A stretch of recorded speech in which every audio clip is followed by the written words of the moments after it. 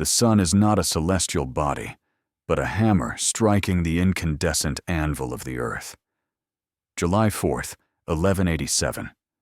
The air above the scorched hills of Galilee, near the two peaks known as the Horns of Hattin, trembles like a harp string played by death itself. At the center of this inferno, in a last desperate square of surviving knights, stands a man who holds the title of King of Jerusalem, Guy de Lusignan. His lips are cracked and bleeding. His throat is filled with searing sand. Around him are the remnants of the greatest army the kingdom of Outremer had ever assembled, now just a crowd of tormented men dying of thirst in their red-hot armor. Below, by the lake, they can see the Saracen tents, hear their cries of victory, and the neighing of horses drinking the water that has become more precious to the Christians than God. This is a moment of absolute, crushing defeat. Guy, the handsome adventurer from Poitou in France, elevated to the pinnacle of the world by a fortunate marriage, is about to lose everything. His army, his kingdom, the sacred relic of the true cross, and the very idea of Christian dominion in the Holy Land. History, it would seem, has delivered its final, merciless verdict. He is the most hapless, the most inept of all crusaders. And yet, it is at this point of unimaginable humiliation, this apex of catastrophe, that the most paradoxical chapter of his life begins. This very man, whose name would become a synonym for failure, will found a royal dynasty that will rule a prosperous island for 300 years, outlasting both its enemies and its saviors. How? How did the ashes of the greatest shame become the foundation for a centuries-long reign? The answer lies not in the genius of a commander, but in the ironic and unpredictable nature of history itself, where a fall from the summit can be merely the first step toward gaining a completely different kingdom of one's own. To understand how the disaster at Hattin became possible, one must look at the world in which Guy de Lusignan lived and acted, the world of the latter half of the 12th century. The kingdom of Jerusalem, Outremer, was a miracle born in the fire and blood of the First Crusade, but nearly a century later, it had become a fragile, patchwork quilt thrown over an active volcano. Geographically, it was a thin coastal strip, surrounded on all sides by a sea of Islamic emirates and sultanates. Politically, it was an arena of incessant struggle. There was no unity within the kingdom. The baronial aristocracy, descendants of the first conquerors, considered this land their own and looked with contempt upon newly arrived knights from Europe, whom they called Greens. Society had split into two irreconcilable factions. On one side was the Peace Party, or the Doves, led by wise and experienced nobles like Raymond III, Count of Tripoli. They understood that the kingdom's survival depended on diplomacy, trade relations with their Muslim neighbors, and the observance of fragile truces. On the other side was the War Party, or the Hawks, composed of proud and reckless warriors such as the master of the Knights Templar, Gerard de Riedfort, and the odious Reynald de Chatillon, Prince of Ultra-Jourdain. They believed only in the power of the sword and considered any agreement with the infidels a betrayal of the faith. At this very time, while the Christians argued, a new star was rising in the east.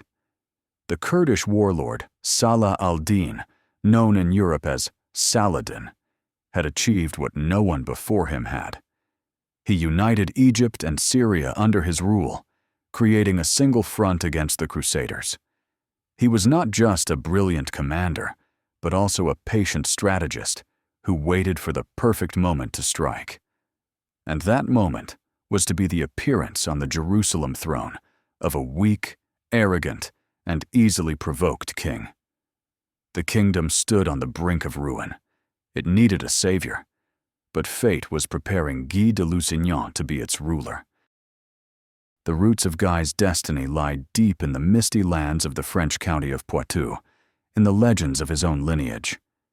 The Lusignans were not a great dynasty, but they possessed an ancient and dark fame linked to the myth of their ancestress, the fairy Melusine.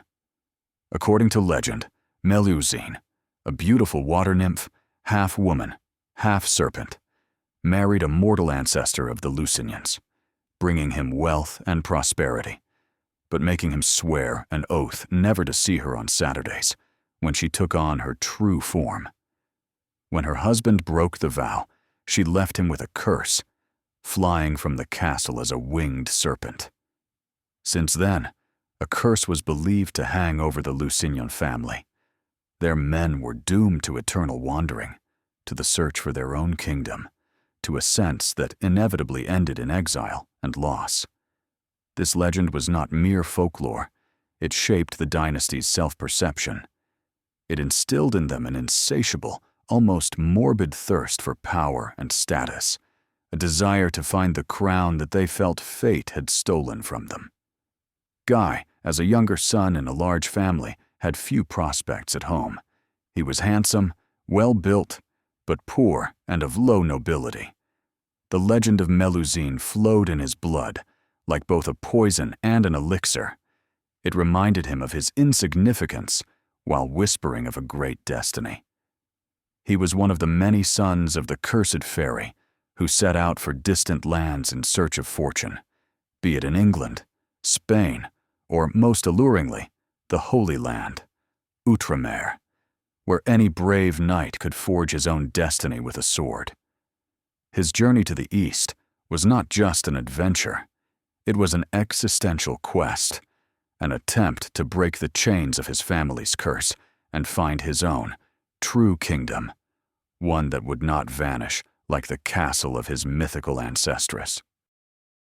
When Guy de Lusignan disembarked at Acre around the year 1180, no one saw a future king in him.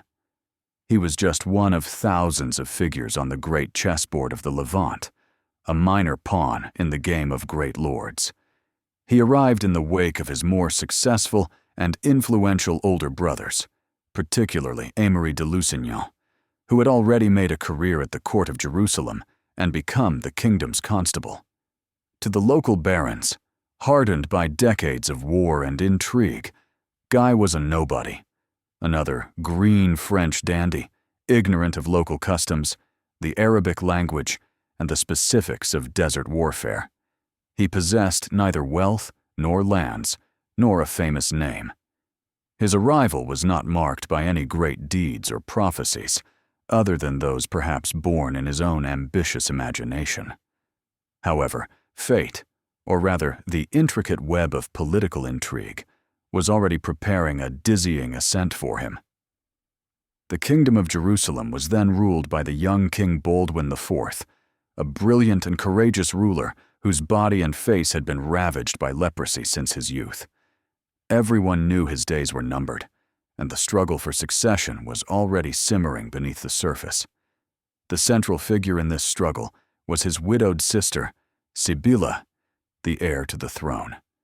Whoever married Sibylla would become the future king. And while the great barons of the kingdom, such as the powerful Raymond of Tripoli, wove their intrigues, trying to marry Sibylla to their own candidate, the court party, led by the king's mother, Agnes de Courtenay, sought their own, more manageable contender, and their gaze fell upon the handsome but politically insignificant Guy.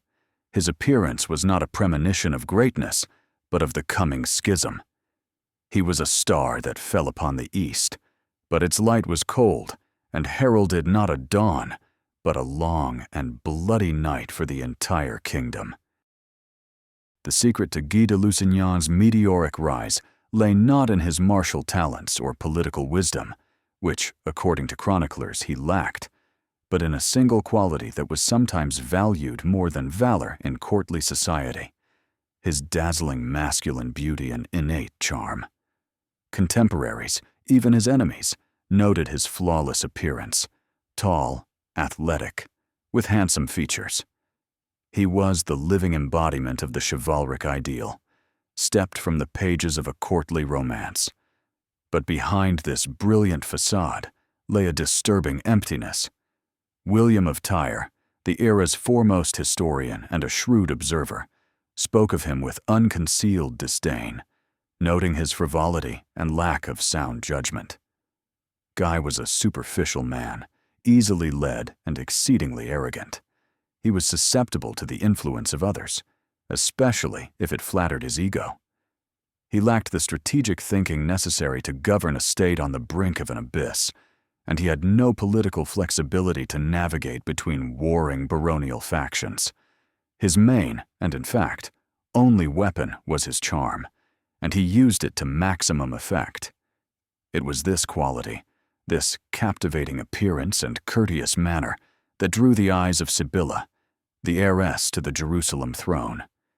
She apparently fell in love with him passionately, seeing in him not so much a future king consort as the ideal knight of her dreams.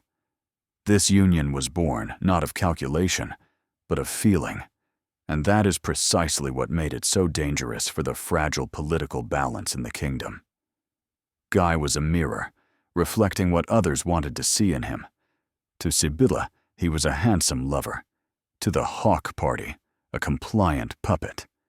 But behind that reflection, there was no substance of its own, no firmness and wisdom necessary for a ruler. The marriage of Guy de Lusignan and Sibylla during the Easter season of 1180 was not a celebration of unity, but an act of political warfare. The union was arranged swiftly and secretly in defiance of the most powerful barons of the kingdom. The leper king, Baldwin IV, yielding to the persuasions of his mother, Agnes de Courtenay, and the influence of the court party, gave his consent, perhaps seeing in Guy a convenient and manageable son-in-law. However, this step became his greatest political mistake. The main opponent of this marriage, Raymond III of Tripoli, the regent of the kingdom and the most influential local feudal lord, was at that moment negotiating Sibylla's marriage to the Duke of Burgundy, which would have strengthened the kingdom's ties with Europe. Upon learning of the wedding, he was furious. For him, and for the entire peace party, this marriage was a catastrophe. They saw Guy as a rootless upstart, an adventurer who had gained the crown not by right of birth or merit, but through the heiress's bed. The wedding instantly and definitively fractured the aristocracy of Outremer. On one side were Guy, Sibylla, and the Hawk party, Reynald de Chatillon, the Templar Grand Master, Gerard de Riedfort, and Patriarch Heraclius. On the other were the old nobility, the Poulains, led by Raymond of Tripoli, and the influential Ibelin clan. From that moment on, any political discussion turned into a personal confrontation. Guy, instead of trying to reconcile the warring factions, further aggravated the conflict with his arrogance and inability to compromise. He became not a unifying king, but a symbol of discord. His first step towards power, his first great victory, turned out to be a time bomb planted beneath the very foundation of the Kingdom of Jerusalem. He had won the princess, but he had lost the trust of those who could have saved him and his future realm. Behind the glittering facade of chivalric valor and a royal title, a relentless storm raged in the soul of Guy de Lusignan, and its name was imposter syndrome. His entire life was a desperate chase for a legitimacy he never truly felt. He was born a younger son in Poitou, with no chance of inheritance. He arrived in the Holy Land as a nobody. He won the hand of the heiress to the throne, not for his feats of arms, but through intrigue and his handsome face. Every step he took up the social ladder was accompanied by contemptuous whispers behind his back. Upstart, adventurer, the queen's favorite. The powerful barons of the kingdom, whose ancestors had shed blood for the Holy Sepulchre, saw him as an outsider who had accidentally ended up on the throne. And Guy knew it. He felt their disdain in every fiber of his being. This deep-seated insecurity became his chief inner demon, his secret and all-consuming motivation. His desire to be king was not merely a thirst for power, but a desperate, almost hysterical need to prove to everyone, and above all, to himself, that he was worthy. To prove that he was not a puppet, not a chance lover, but a true king, God's anointed. It was this psychological vulnerability that made him deaf to wise counsel and pushed him into the arms of the Hawk Party. Gérard de Riedfort and Raynald de Chatillon did not criticize him. They flattered him, called him a strong ruler, and urged him to take decisive action. They played on his insecurities, on his fear of appearing weak. Therefore, when faced with the choice between the cautious diplomacy of Raymond of Tripoli and the reckless aggression of the Hawks, he chose aggression. War with Saladin was for him not just the defense of the kingdom, but a personal chance to prove his worth, to perform a feat that would forever silence his critics. He craved not just victory, he craved a triumph that would wash away the stain of being an imposter. This desperate pursuit of recognition, this drive to secure his crown at any cost, led him to the decisions that destroyed both his army and his kingdom. The fragile equilibrium in the kingdom finally collapsed in 1185 with the death of the great and tragic leper king, Baldwin IV. The throne passed to his young nephew, Sibylla's son from her first marriage, Baldwin V, and Raymond of Tripoli, whom Guy despised, once again became regent. But the boy king's reign was short-lived, and he died the very next year, in 1186, under mysterious circumstances. The moment of truth had arrived. According to the laws of the kingdom, the throne should now pass to Sibylla, but the barons, led by Raymond and the Ibelins, were willing to recognize her as queen only on one condition. She must divorce Guy de Lusignan, whom they considered unworthy of the crown. Sibylla, faced with a terrible choice between power and love, resorted to cunning. She publicly agreed to the divorce, but negotiated the right to choose her new husband herself after her coronation. The barons, trusting her, allowed her into the Church of the Holy Sepulchre, and there, during the ceremony, one of the most dramatic moments in the history of Outremer unfolded. Patriarch Heraclius placed the crown on Sibylla's head. He then handed her a second crown, for her to pass to her new future husband. But Sibylla, taking the crown, turned, summoned the kneeling Guy to her side, and placed the diadem on his head herself, with the words, "What God has joined together, let no man put asunder." It was her triumph and her fatal mistake. She had deceived the entire nobility of the kingdom, showing that her word was worthless. Guy became king, but a king hated and despised by half of his subjects. He became the leader of the war party, not by choice, but by necessity, for only the Hawks were now his sole support. Power obtained in this way was fragile and required immediate validation on the battlefield. While Guy de Lusignan reveled in his dubious victory in Jerusalem, to the north, in Damascus, Sultan Salah al-Din watched the events unfold with cold satisfaction. The great unifier of Islam, a patient and far-sighted strategist, had been preparing for this moment for decades. He did not just conquer cities. He wove a web of alliances, subdued rebellious emirs, and created a unified military and ideological machine aimed at a single goal: the expulsion of the Franks from the Holy Land. The internal strife within the Kingdom of Jerusalem was the greatest gift to him. As long as the wise Baldwin IV or the cautious regent Raymond of Tripoli ruled, Saladin preferred to make truces, building up his forces and waiting. He knew that time was on his side. And now, the hour of the wolf had struck. On the throne of Jerusalem sat the very man he could have wished for as an enemy. Proud, yet weak. ambitious, yet short-sighted, surrounded by reckless advisors eager for war. Guy was the perfect target, a predictable and easily provoked opponent. Saladin understood that with such a king, he would not have to wait long for a pretext for war. The geopolitical landscape had changed dramatically. Whereas the Kingdom of Jerusalem had once survived by playing on the rivalries between the Muslim rulers of Damascus, Aleppo, and Cairo, it now stood face to face with a single, monolithic empire stretching from Egypt to Mesopotamia. The scales had tipped decisively in favor of the Islamic world. Saladin assembled a vast army, calling warriors from every corner of his realm under the banner of jihad. He was ready. All he needed was one last, flagrant provocation from the Crusaders that would allow him to break the existing truce and launch a holy war with full moral authority in the eyes of the entire Muslim world. And he knew he would not have to wait long.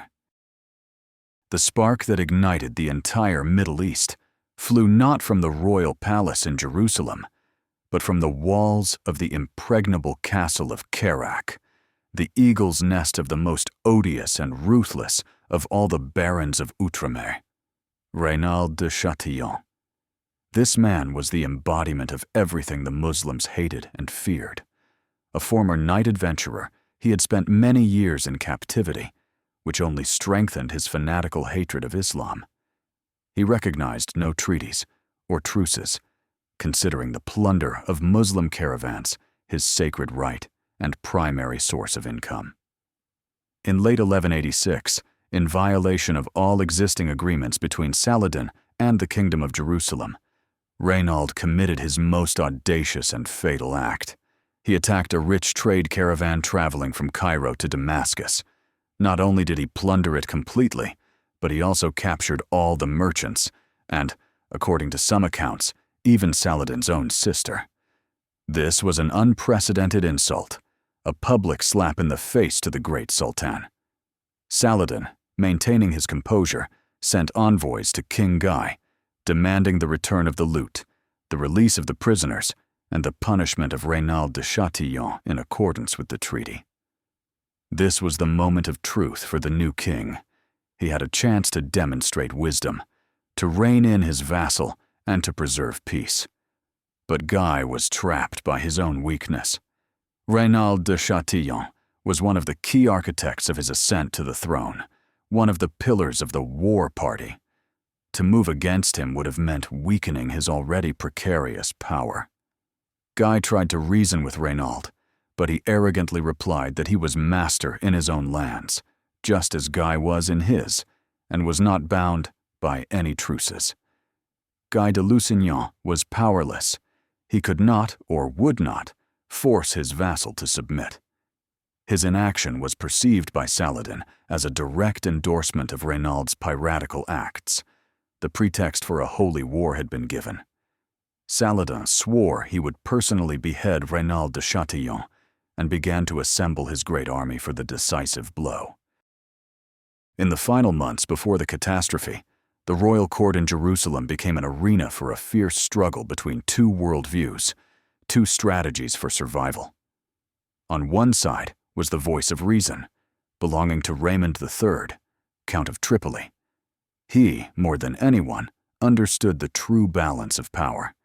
He knew Saladin's strength, he knew the geography of the land, and he knew that the only chance for salvation lay in defense, in avoiding a pitched battle in the open field, where the Saracens had the advantage in light cavalry. He urged Guy to fortify the castles, to wait until Saladin's massive army exhausted itself in fruitless sieges, and under no circumstances to lead the entire kingdom's forces into a single, decisive battle. He was supported by representatives of the old aristocracy, such as the powerful Balian of Ibelin, but their voices were drowned out by the thunderous chorus of the hawks surrounding the king. The chief instigator was the Grand Master of the Knights Templar, Gerard de Ridefort, a personal enemy of Raymond of Tripoli. Chroniclers claim that Gerard was driven not only by militant fanaticism, but also by a personal vendetta against Raymond, who had once prevented him from making an advantageous marriage. He constantly whispered in the king's ear that Raymond's advice was cowardice, if not outright treason. He assured Guy that one charge of steel-clad knights would sweep away any Saracen army, that God was on their side and would grant them victory. He was supported by the main culprit of the war, Raynald de Chatillon, for whom battle was the only chance to escape accountability. Guy de Lusignan, psychologically dependent on those who supported his claim to the throne, found himself between a rock and a hard place. He did not trust Raymond, seeing him as a rival, but perhaps deep down he understood the truth in his words. However, he was afraid of appearing a coward in the eyes of his supporters.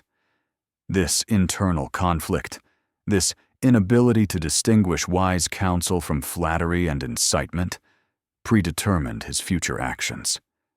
He listened to the whispers of the hawks, and those whispers led him and the entire kingdom straight into the abyss. The point of no return, the moment when the fate of the kingdom of Jerusalem was sealed, was the war council held in the Crusader camp at the Springs of Sephoria in early July, 1187. Saladin, seeking to lure the Frankish army out of their well-fortified and water-supplied camp, made a brilliant and cruel move. He laid siege to the city of Tiberias on the shore of the Sea of Galilee, which belonged to the wife of Raymond of Tripoli, Countess Ishiva. The calculation was precise. The insult dealt to one of the kingdom's greatest barons was meant to compel the Christian army to come to the rescue. A fierce debate erupted at the council.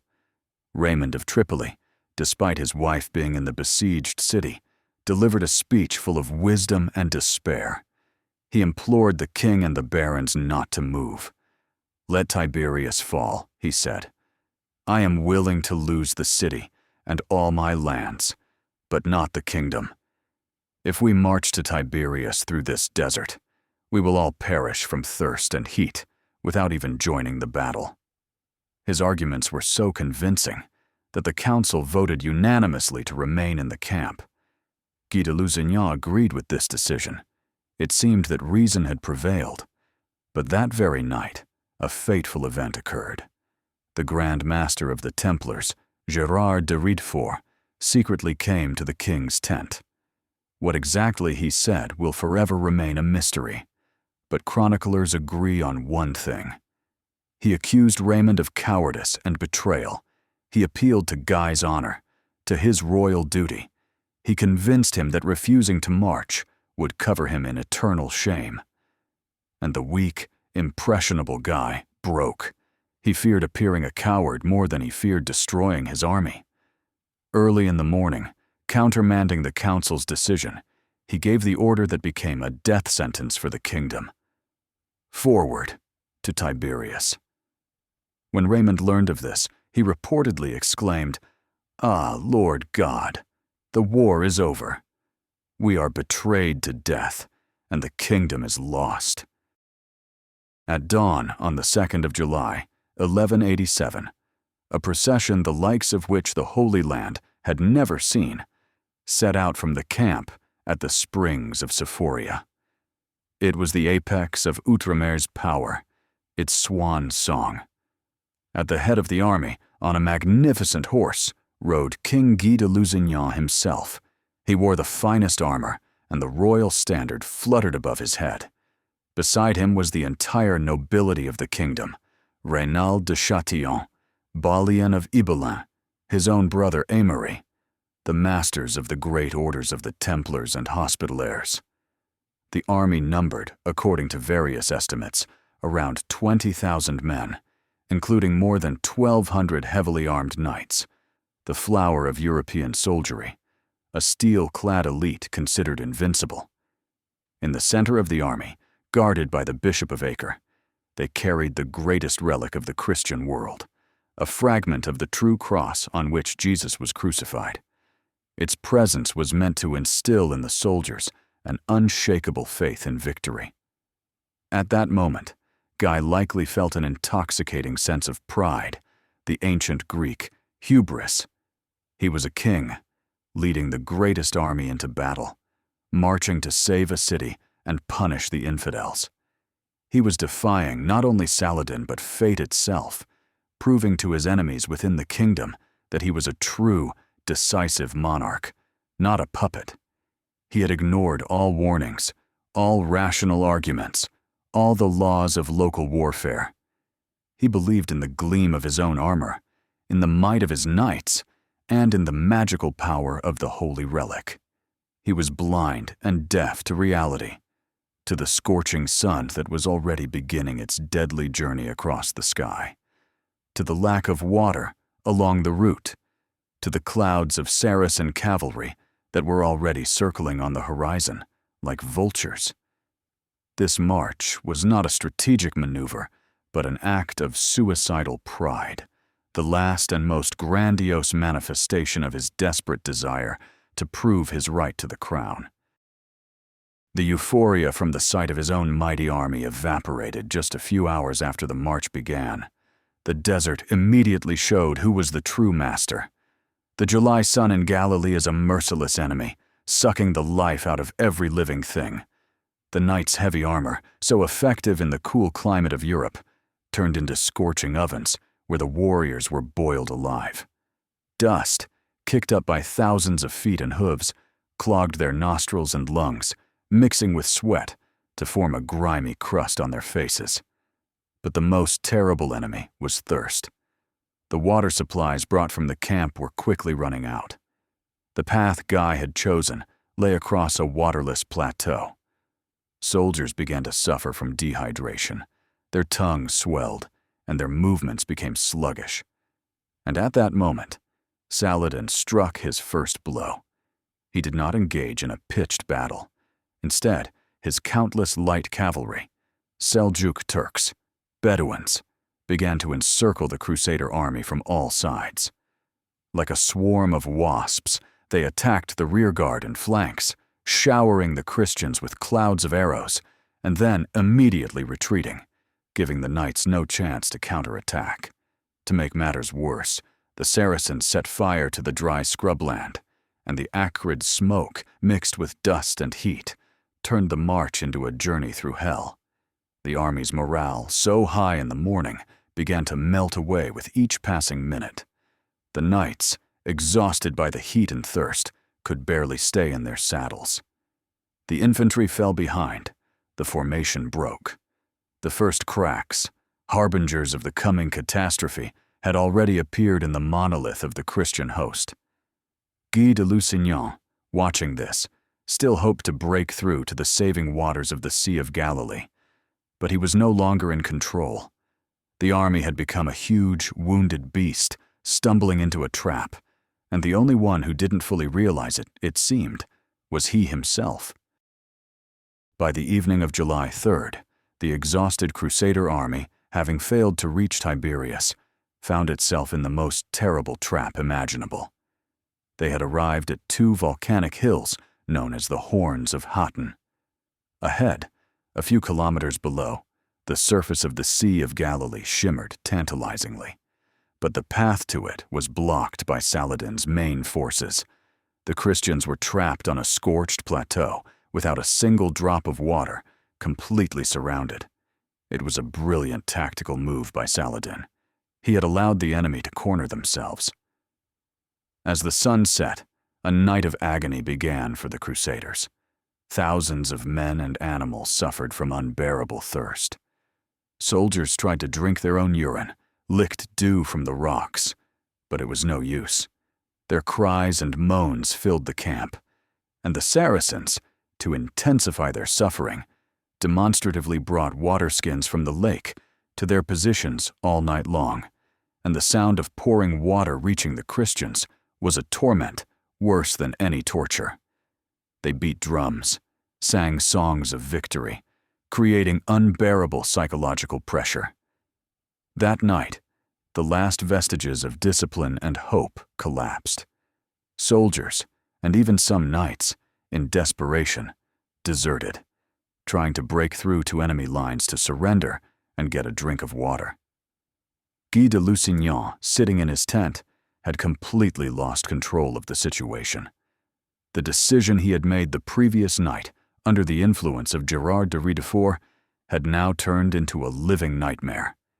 He had led the flower of Christian knighthood not to glory, but to a humiliating death from thirst in a stone trap.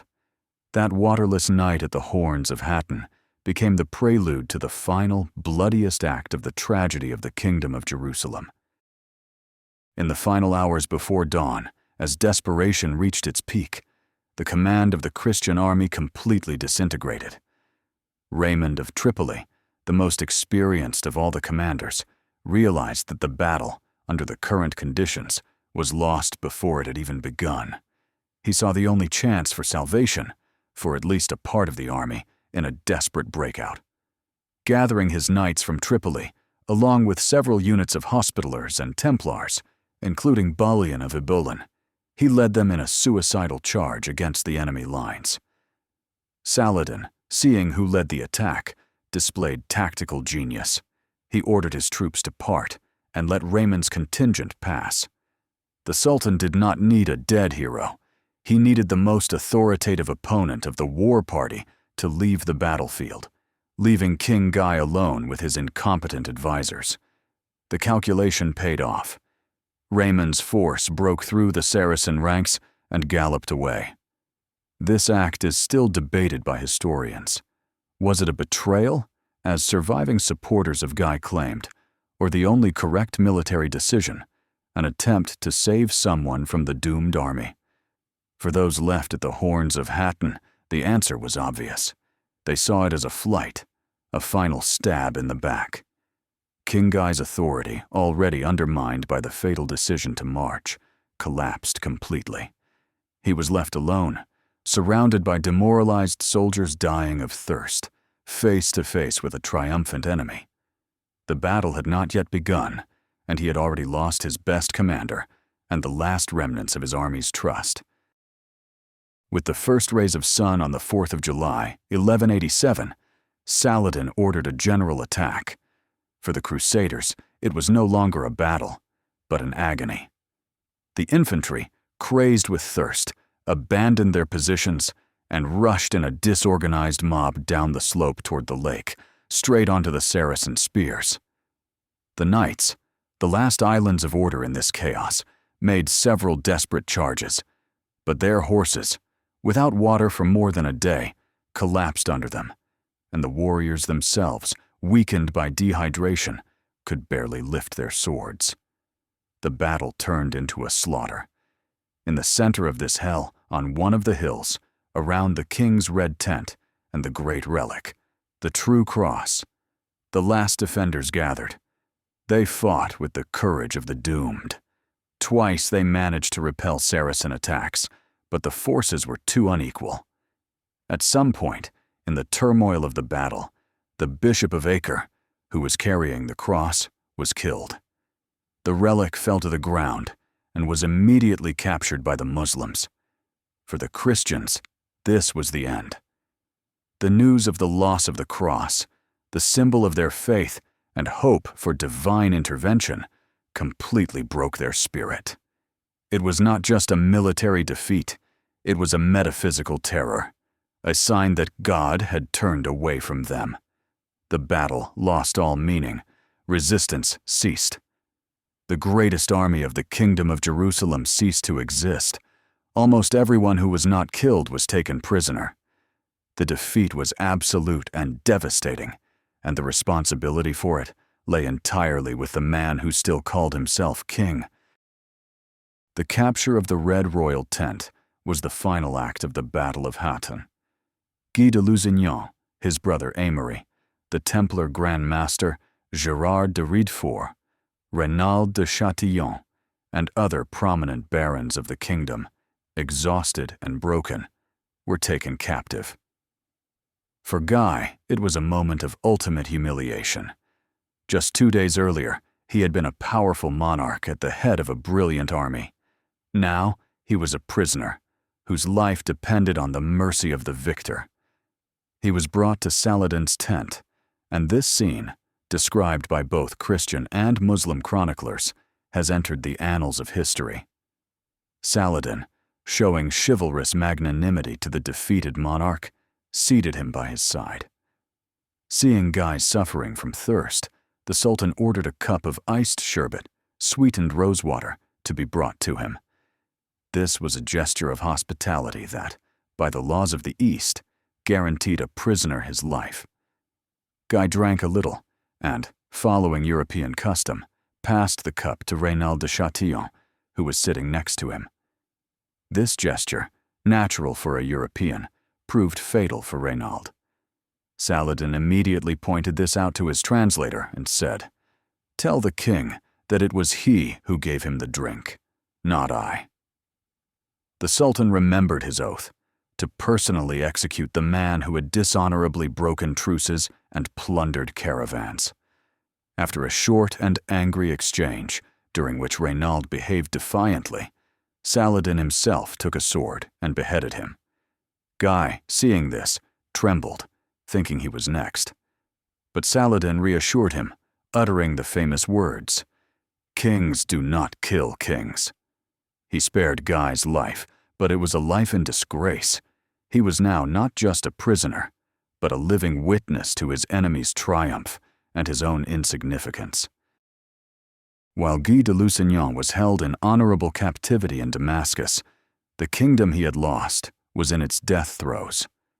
The Battle of Hattin was not just a lost battle, it was a decapitation. The entire military might of Outremer had been annihilated in a single day. Cities and castles were left without garrisons, without defenders. The road to Jerusalem was open. Saladin did not delay. His army, like an avalanche, swept across the Holy Land. One after another, cities surrendered without a fight. Acre, Jaffa, Sidon, Beirut. Only a few ports, such as Tyre, managed to hold out. The culmination of this swift campaign was the siege of Jerusalem in September of 1187. The city's defense was led by Balian of Ibelin, one of the few prominent barons who had managed to escape the trap at Hattin. He organized a defense, but the forces were too few. After a short siege, Balian realized the city was doomed and entered into negotiations with Saladin. The Sultan, not wishing to cause a massacre in a city holy to three religions, agreed to an honorable surrender.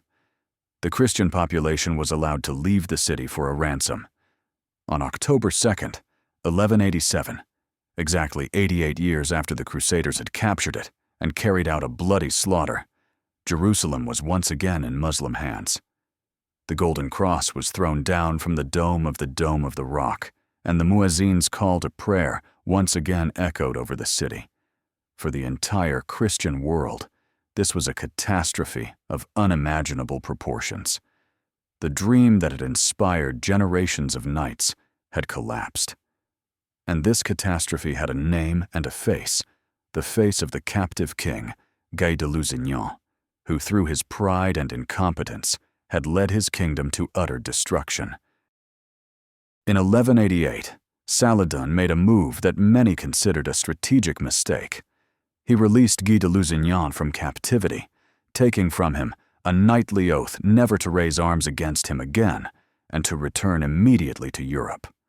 Perhaps the Sultan considered the humiliated and discredited king politically harmless and hoped his release would sow even more discord among the remaining Crusaders.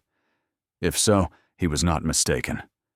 As soon as he was free, Guy immediately found a priest who absolved him of the oath given to an infidel and attempted to reassert his claim to the throne.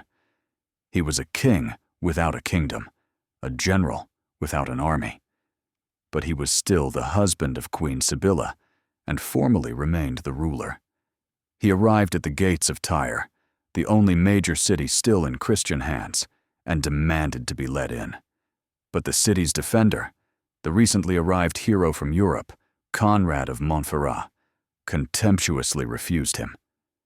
To Conrad and all the defenders of Tyre, Guy was not a king, but a traitor and the cause of the disaster. He was not allowed into the city. This was a new, even more crushing blow to his ego. He, the anointed king of Jerusalem, was in exile, not even accepted by his own subjects. But Guy, for all his faults, possessed one quality: stubbornness. With no troops and no resources, he set up camp outside the walls of Acre, which was held by a Muslim garrison, and declared a siege. This move initially seemed like madness, but it turned Guy into a symbol of resistance and became a rallying point for all the Crusaders arriving from Europe, the harbingers of the coming Third Crusade. The Siege of Acre, begun by Guy with a handful of followers, eventually became the main battleground of the Third Crusade.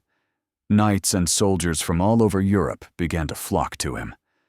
However, his position as a leader was extremely precarious. Soon, his main rival, Conrad of Montferrat, Marquis of Montferrat, also arrived at the Crusader camp. Conrad was Guy's complete opposite, an experienced and cunning politician, a renowned commander who had single-handedly saved Tyre from Saladin. He was a hero in the eyes of the barons of Outremer. A fierce political struggle began between the two claimants to the throne.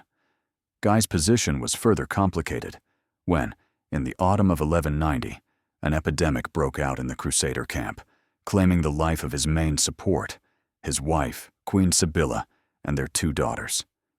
With Sibylla's death, Guy's legal rights to the throne became virtually non-existent. The crown, by law, was to pass to Sibylla's younger sister, Isabella. The barons, led by the Ibelin clan and Conrad, immediately arranged her divorce from her then-husband and hastily married her off to Conrad himself. Now, Conrad of Montferrat, as the husband of the new queen, became the legitimate claimant to the throne. Guy de Lusignan had lost the last thing he had, the legal basis for his power. He was no longer just a king without a kingdom, but a former king, an impostor whose claims no one took seriously anymore. The arrival in the Holy Land of the 2 greatest monarchs of Europe, King Philip Augustus of France and King Richard I, the Lionheart of England, was supposed to resolve this dispute. However, it only added fuel to the fire. Philip, related by blood to Conrad of Montferrat, immediately supported his candidacy. Richard, on the other hand, for political and personal reasons, sided with Guy. The fact was that the Lusignans were Richard's vassals in his French domains in Poitou, and supporting his man was a matter of honor and pragmatism for the English king. The Crusader camp split into 2 warring factions. To end the strife that was hindering the war effort, the monarchs organized an election. All the barons and noble knights of the Kingdom of Jerusalem were to vote and choose whom they wanted as their king. The result was predictable and humiliating for Guy. By an overwhelming majority, the barons chose Conrad of Montferrat. They had not forgiven Guy for Hattin. They did not believe in his abilities as a ruler, and they saw Conrad as their savior. The decision was announced officially. Conrad was recognized as King of Jerusalem. Guy de Lusignan was definitively denied everything. He had been defeated not only on the battlefield by Saladin, but also in the political arena by his own Christian comrades. Richard the Lionheart, to sweeten the pill for his protege, negotiated for him the lifelong right to rule the Kingdom of Jerusalem after Conrad's death. But everyone knew this was an empty formality. It was the moment of his final and irrevocable failure. The unluckiest Crusader had hit rock bottom. It seemed that fate had finally turned its back on Guy de Lusignan. But at that very moment, when he had lost absolutely everything, history took one of its most unpredictable and ironic turns. Just a few days after his election, in April of 1192, Conrad of Montferrat, before he could even be crowned, was assassinated on the streets of Tyre by 2 assassins, believed to have been sent by the head of the Nizari sect, Rashid ad-Din Sinan, the old man of the mountain. The murder threw the Crusaders into shock. Suddenly, the throne was vacant again. For Guy, This seemed like a sign from above, a second chance. But the barons of Outremer acted swiftly. They feared that Richard would once again impose the hated Lusignan on them.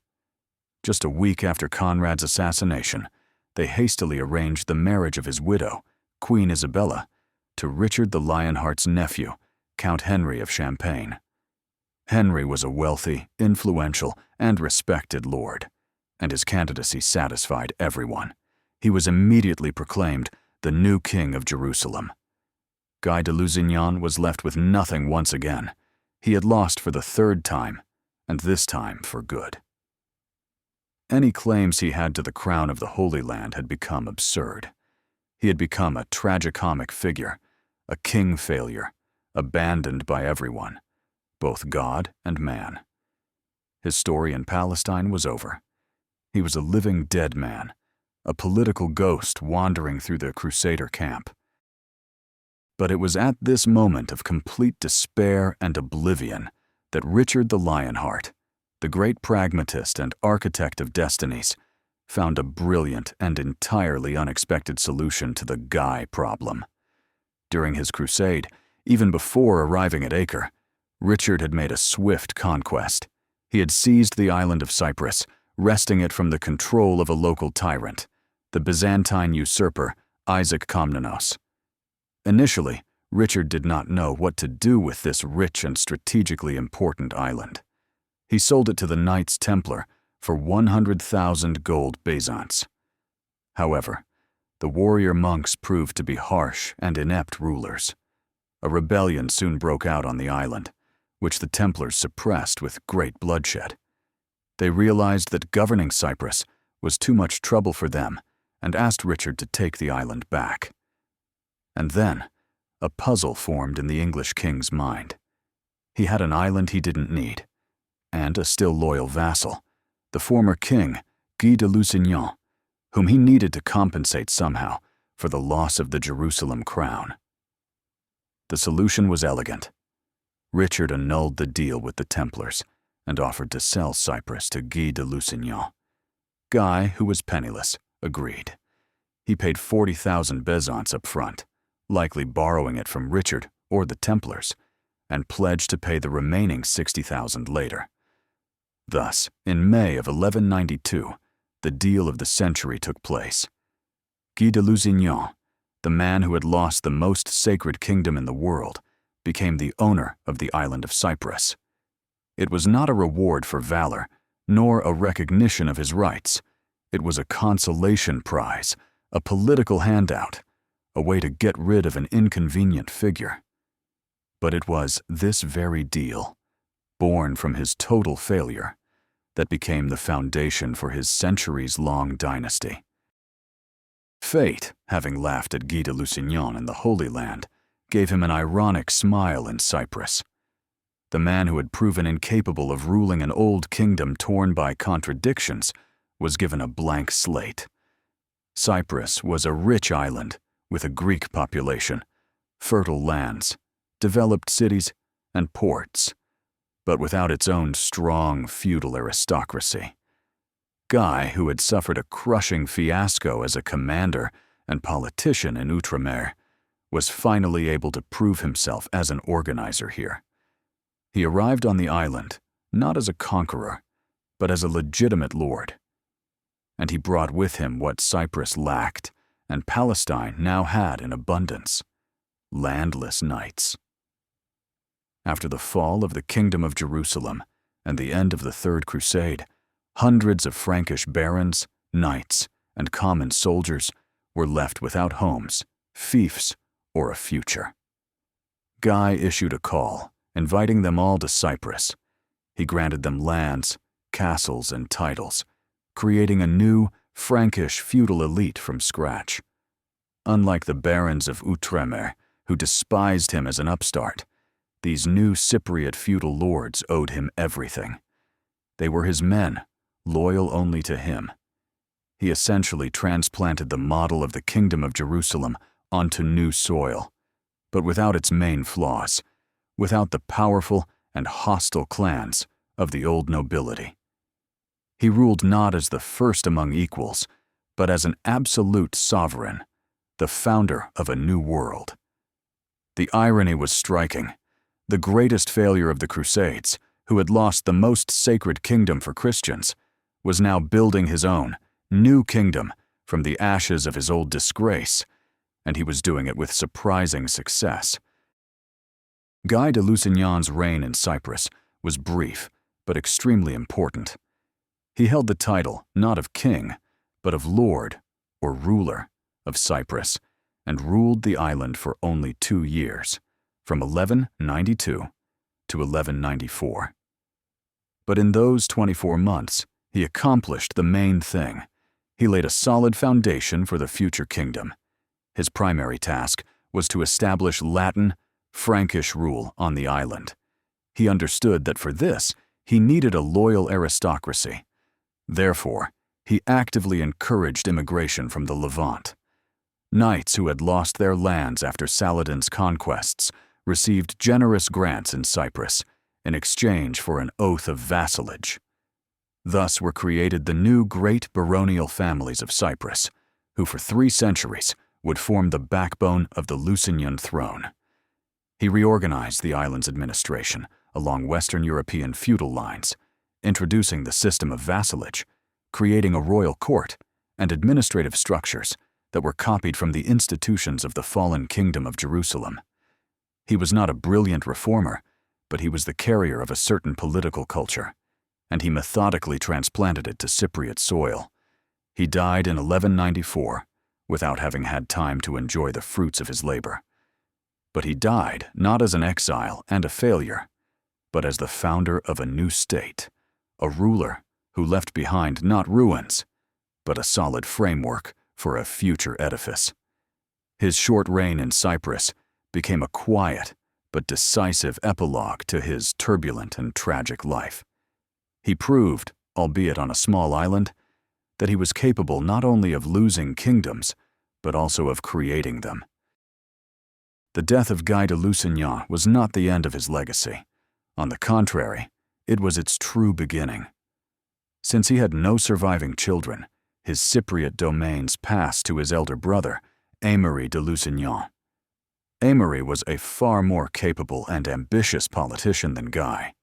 He immediately began negotiations with the Holy Roman Emperor, Henry VI, and secured from him the official recognition of Cyprus as a kingdom and himself as its first king. In 1197, Aymery was crowned, and the Lusignan dynasty was officially enthroned in Cyprus. Moreover, after the death of Henry of Champagne, Aymery married his widow, Queen Sibylla, and was elected King of Jerusalem, or rather, of what was left of it, centered in Acre. For a short time, he united 2 kingdoms under his rule, but it was Cyprus that became the true home and stronghold of the dynasty. For nearly 300 years, from 1197 to 1489, the descendants of the Lusignans ruled the island. During this time, the Kingdom of Cyprus became one of the richest and most prosperous states in the Mediterranean. Its capital, Nicosia, became a center of refined Frankish culture, and its port cities, like Famagusta, became key hubs in the trade between Europe and the East, bringing in fabulous revenues. The Lusignan kings built magnificent Gothic cathedrals that still capture the imagination today. They patronized the arts, and they took an active part in the later Crusades, making Cyprus the last bastion of the crusading spirit in the Levant. And this entire 3-century history of splendor, wealth, and power grew out of the consolation prize given to their ancestor, Guy de Lusignan, the greatest failure of his time. Now we can give a final answer to the main question at the heart of this story. How did the unluckiest crusader manage to found a dynasty that lasted for 3 centuries? The answer is paradoxical. He did it not because of his talents, but in spite of their absence. His success was a direct consequence of his failure. Had Guy been a little more fortunate, a little more competent as a commander, he might not have lost the Battle of Hattin so crushingly. Had he been a more skilled politician, he might have been able to hold on to the crown of Jerusalem in his struggle with Conrad of Montferrat. In either case, he would have remained in history as a mediocre king of Jerusalem, and his dynasty would likely have ended with him, lost in the bloody intrigues of the Levant. But his failure was so absolute, his misfortune so monumental, that he became a unique political figure, a problem that needed to be solved. He was too noble to be simply killed or ignored, but too incompetent to be entrusted with real power on the mainland. And the sale of Cyprus became the perfect solution for Richard the Lionheart. It was not a reward, but an honorable exile, a way to get him out of sight by giving him a toy in place of a real kingdom. The irony of fate is that this toy, this island, isolated from the constant wars with the Saracens, proved to be a much more solid and lasting foundation for a dynasty than the Holy Land. Guy got his lucky ticket precisely because he had lost in all the previous lotteries. His catastrophe in Palestine wiped his slate clean and gave him the chance to start over, where no one expected anything great from him. He did not win his legacy with the sword. He received it as compensation for his incompetence. The story of Guy de Lusignan is not a heroic epic, nor a villain's tragedy. It is a profound and instructive parable about the architecture of chance, about how something great and enduring can be born from the insignificant and shameful. His fate shows that the historical process is not linear or predictable. It does not always reward the strongest, the smartest, or the most valiant. Sometimes it is built on mistakes, failures, and absurd coincidences. Guy's legacy is a monument not to human genius, but to the irony of fate. The dynasty he founded outlived the great Saladin and his Ayyubid Empire. It outlived Richard the Lionheart and his Plantagenet Empire. The small kingdom, born from the humiliation of one man, proved more durable than the great powers that decided his destiny. This story makes us reflect on universal lessons. That defeat is not always the end, but sometimes just the unexpected beginning of a new path. That the greatest weakness can, in certain circumstances, turn into an unexpected strength. And finally, that in the great theater of history, the most enduring structures are sometimes built not on the solid rock of victories, but on the shifting sands of catastrophes. The journey of Guy de Lusignan from the shame of Hattin to the founding of a 300-year dynasty is not just a chapter from a medieval chronicle. It is an eternal reminder that the most important turns in our lives and in human history often occur not where we expect triumph, but at the very point where we believe we have lost absolutely everything.